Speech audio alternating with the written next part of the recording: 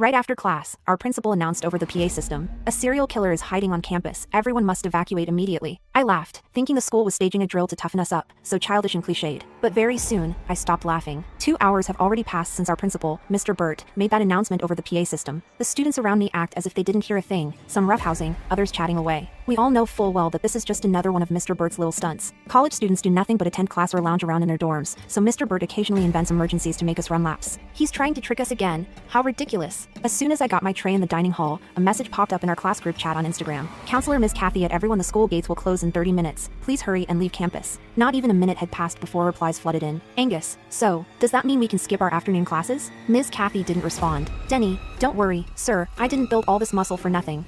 If the killer shows up, I'll smack him into next week." Isabella at Denny, I'm so scared. Please protect me. Eddie, does a serial killer know the periodic table? If he can't recite it, make him repeat the year. Let him come back and kill us next year. Owen, just kill me now. I can't study anymore. Gina, me ha ha ha, dying of laughter.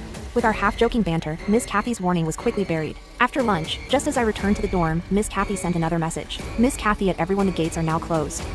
Those who haven't left, good luck to you." No one replied, probably all back to sleep. My thumb slipped, and I accidentally tapped on Ms. Kathy's profile. Suddenly, droplets of blood appeared to trickle down the screen, and I nearly hurled my phone across the room. Blinking hard, I realized there was no blood at all. Every trace of Ms. Kathy's profile had vanished, only one line remained. "User does not exist." It turned out I was wrong again. After refreshing the page, Ms. Kathy's account was perfectly normal. The campus Wi-Fi is always unstable. I'm used to these glitches by now. When I woke from my nap, I was craving a snack, so I called my roommate Joanna, who was still out, to ask her to bring me a milk tea. No sooner had she picked up than Joanna's panicked voice came through. "Gina, where are you?" "In the dorm," I replied. "Run! Run! Run!" Joanna sounded on the verge of collapse. I was baffled. "What are you talking about?" "I saw." Joanna's words cut off abruptly, replaced by the whooshing sound of wind, as if she were running with her phone held to her ear. "Hello? Hello? Joanna, are you there?" Before I could say more, the call disconnected. At that moment, someone began twisting the doorknob from the outside. I deadbolted the door before my nap. Whoever was out there couldn't open it, but kept fiddling with the knob insistently. "Who is it?" I called tentatively. No answer. All my roommates have keys. It couldn't be them twisting the knob in silence. I drew in a sharp breath, about to call the dorm supervisor, when Isabella, bleary-eyed, climbed down from her bunk. "Gina, why aren't you letting Lorena in?" So it was Lorena at the door.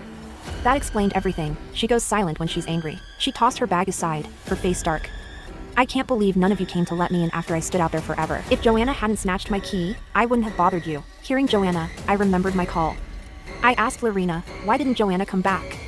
When I called her, she sounded off. Lorena snorted. "She's not off, she's crazy.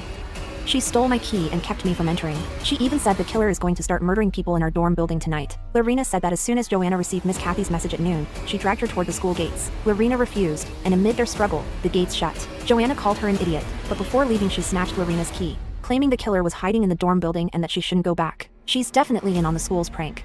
"Just ignore whatever she says," Lorena said, then blocked Joanna on Instagram. Having roomed together for 2 years, I know Joanna is meticulous and never jokes around. She must know something to be so certain. So I sent Joanna several messages. She didn't reply for a long time. Only when I was about to head to the dining hall for dinner did she finally respond. "Joanna, I was just scaring her. She wouldn't go out with me." Relieved, I immediately replied, "Okay." After locking my screen, something felt off. Go out? Joanna is so frugal. She always orders the $6.50 meal at the cafeteria and never joins us when we go out because she can't bear to spend money. Realizing this, I immediately called her on video, but she hung up after 1 second. When I tried again, the call wouldn't go through. On my way back to the dorm after dinner, I kept feeling a pair of eyes watching me from behind. When I turned around, it was just classmates coming and going, no one suspicious. The unease didn't go away, so I broke into a run back to the dorm. I planned to tell Isabella and Lorena, but one was in the bathroom and the other was showering. Just as I unlocked my phone, our class group chat admin pinged everyone. I tapped in. It was Angus. Angus at everyone, has anyone seen Class President Xavier? He hasn't returned since noon. Owen, I saw him with Joanna at 3 p.m., heading toward the library. 3 o'clock, that was exactly when I called Joanna. A chill ran down my spine, my unease spiked again. Angus, no replies, his phone's off. They're checking rooms soon, I'll go look. Lorena, why bother? Maybe they planned to study together? Everyone could hear the sarcasm in Lorena's tone. No one answered her. After they got out, I told them about what happened and Joanna's weird behavior. Lorena pursed her lips, clearly unconcerned. She can go wherever she wants, what's it to us? Gina, it's all in your head.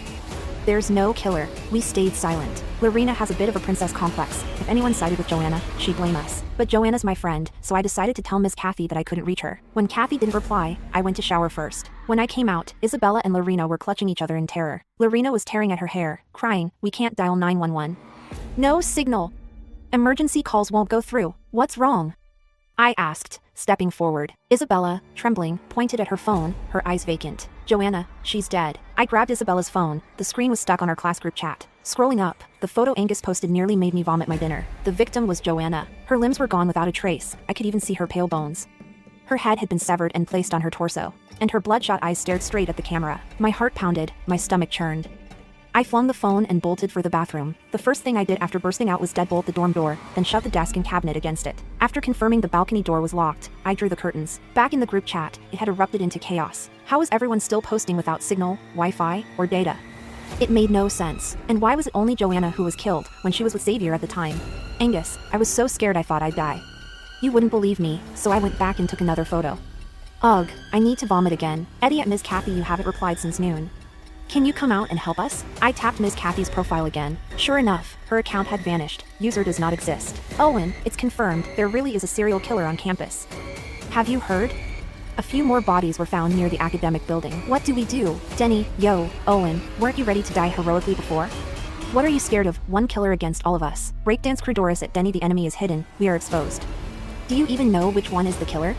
Besides, what kind of murderer could kill so many people in such a short time without being detected? Lorena, Joanna said the killer was hiding in the dorm, yet she got killed outside. She really picked the worst moment to bring that up. As I expected, the chat fell completely silent. Then, the lights in the dorm flicked off. Outside, an eerie whistle began to echo. Isabella and Lorena immediately rushed to my side, terrified. Our dorm is 626, and the whistle sounded faintly, almost as if it was coming from 601. Gradually, the whistle grew louder, echoing through the empty hallway, its tone casual and scattered. What was strange, though, was that there were no footsteps, just the whistle. Suddenly, the whistle stopped, and right after, the motion-sensing light outside our door turned off in perfect sync. At that moment, the entire building felt like it had been muted. The only sound left in the dorm was our heavy breathing. Sweat began to form on my palms. The next second, the whistle sounded again, this time right outside our door. The sound was crystal clear, separated from us by just one wall.